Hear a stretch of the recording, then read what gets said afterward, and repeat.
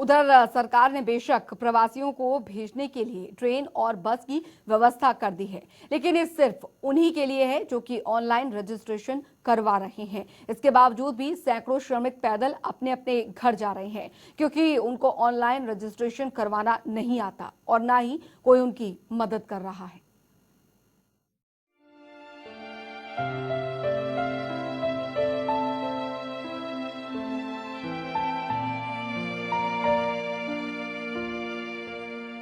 कभी अपने आप को तो कभी अपने मासूम को अपने पल्लू से ढकते हुए इस माँ की व्यथा को देखिए और महसूस कीजिए कि ये इस माँ का ये नन्हा सा बच्चा गहरी नींद में है, लेकिन ये माँ इतनी मजबूर है कि अपने बच्चे को चैन की नींद सुला भी नहीं सकती। रास्ता लंबा है, मंजिल दूर है, कड़ी धूप, सिर पर बोझ। ऐसी कई तस्वीरें आपने इन दिनों जरूर देखी होंगी। एक बार इनकी व्यथा इनसे खुद सुनिए।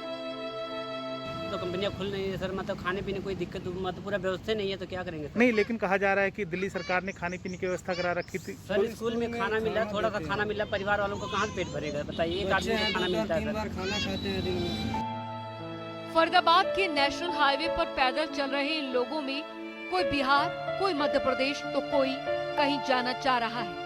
सरकार दावा कर रही है कि प्रवासी मजदूरों के लिए तमाम इंतजाम किए हैं, लेकिन इन्हें तो ये भी नहीं मालूम कि इतने लंबे सफर में खाना भी नसीब होगा या नहीं। मजदूरों का कहना है कि घर वापसी के लिए तो ऑनलाइन भी अप्लाई किया था, लेकिन फिर भी कुछ नहीं किया गया और फिर छोटे छोटे बच्चों को लेकर निकल पड़े साइकिल पर। जा रहे हैं सर गोरखपुर। गोरखपुर यहाँ से कितने किलोमीटर दूर है गोरखपुर? 700 किलोमीटर। तो कैसे जाएंगे? पैदल जाएंगे और साधन मिल जाएगा, उस साधन से जाएंगे। कहाँ से आ रहे हैं आप लोग? दिल्ली। हाँ, ऑनलाइन तो मैं किया था। तो टिकट कंफर्म हुई कोई आपकी? कुछ नहीं हुआ अभी तक। कैसे जाएंगे? छोटे छोटे बच्चे हैं, सारा है, कड़क की धूप है। मिलेगा तो कैसे निकलेंगे? अभी तो पैदल चल रहे हैं। अच्छा, पछता खाना नहीं दे रहे हैं मतलब स्कूल पे, तो एक बार जो खाना ले आए छोटे छोटे बच्चे हैं, ये 3 बार 4 बार दिन में खाते हैं, तो दिन में कहाँ से आएगा बताइए? अच्छा, मजदूरों का कहना है कि सरकार रुकने के लिए कह रही है, लेकिन उचित व्यवस्था नहीं की गई, इसलिए वो खुद ही पैदल जाने को मजबूर है। इन मजदूरों की ये व्यथा सुनकर और तस्वीरें देखकर हर इंसान के मन में दुख है। ऐसे में सरकार इनके लिए क्यों ऐसी व्यवस्था नहीं कर पा रही? या तो इन्हें इनके घरों तक पहुंचाया जाए या कुछ ऐसी व्यवस्था की जाए कि ये जहां भी रहें कम से कम तकलीफ ना हो और 2 वक्त का खाना नसीब हो सके। जनता टीवी के लिए फरीदाबाद से पूजा शर्मा की रिपोर्ट। बढ़ेंगे आगे। उधर आपको बता दें कि लॉकडाउन के बीच देश भर से प्रवासी मजदूरों की विचलित कर देने वाली तस्वीरों का सिलसिला लगातार जारी है और इसी बीच एक तस्वीर करनाल से भी आई है सामने, जो कि आपको भी प्रवासी मजदूरों की हालत को सोचने पर मजबूर कर देगी। देखिए आप।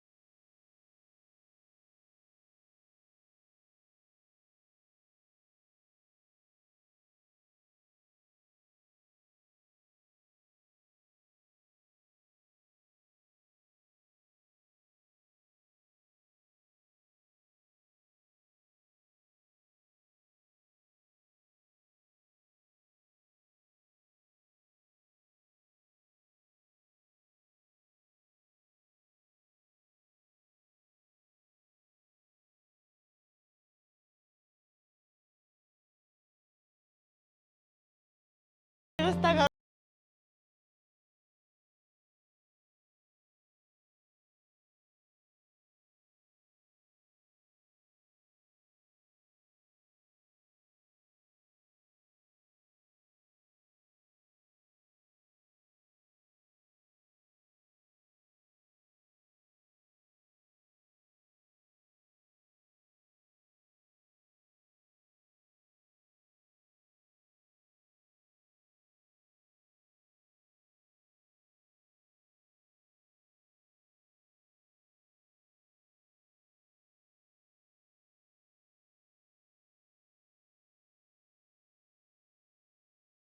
मतलब हम काम कर रहा था, मार ठेकेदार भाग गया था मैं छोड़ के। इनके दर्द को शब्द देंगे तो शायद शब्दों का भवसागर भी कम पड़ जाएगा।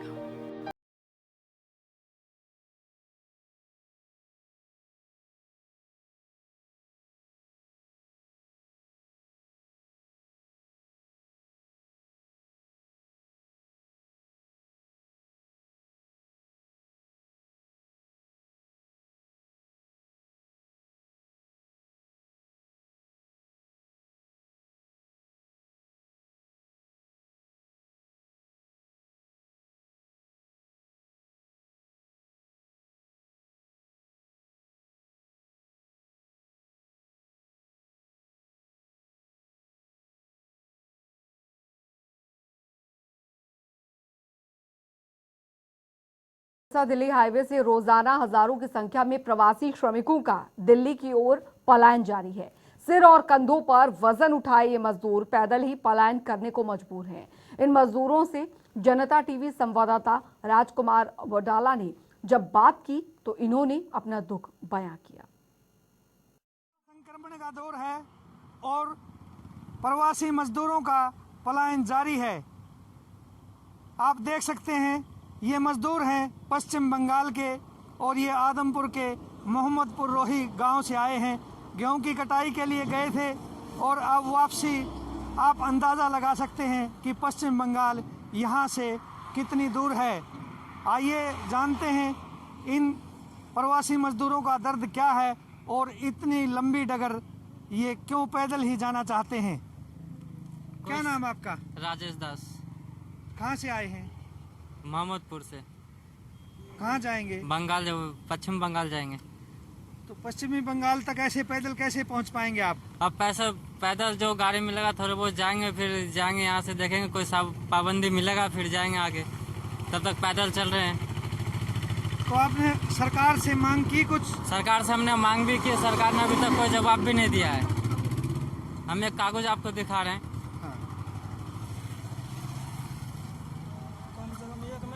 महीने दिन से बैठे हुए हैं, कुछ खाने का नहीं मिलता।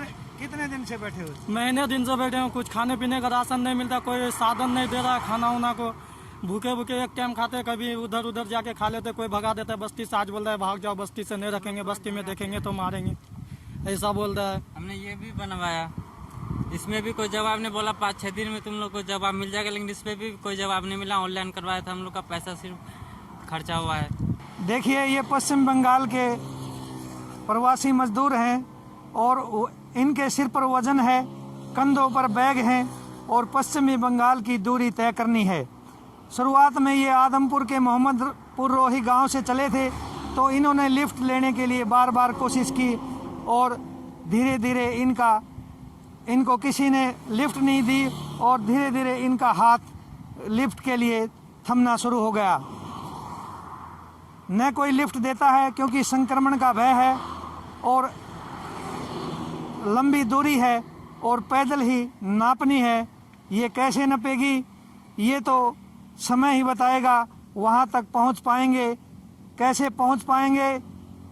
पैरों में छाले होंगे, भूखे प्यासे ही यहाँ से निकल पड़े हैं।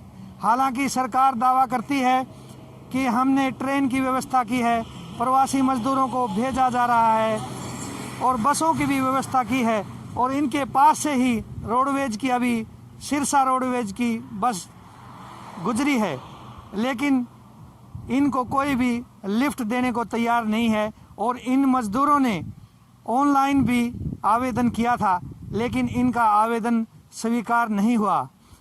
1 महीने तक बैठ करके खाली बैठ करके इन्होंने इंतज़ार किया, लेकिन इनकी कहीं कोई सुनवाई नहीं हुई और आखिरकार आदमपुर से पश्चिमी बंगाल के लिए पैदल ही निकल पड़े हैं।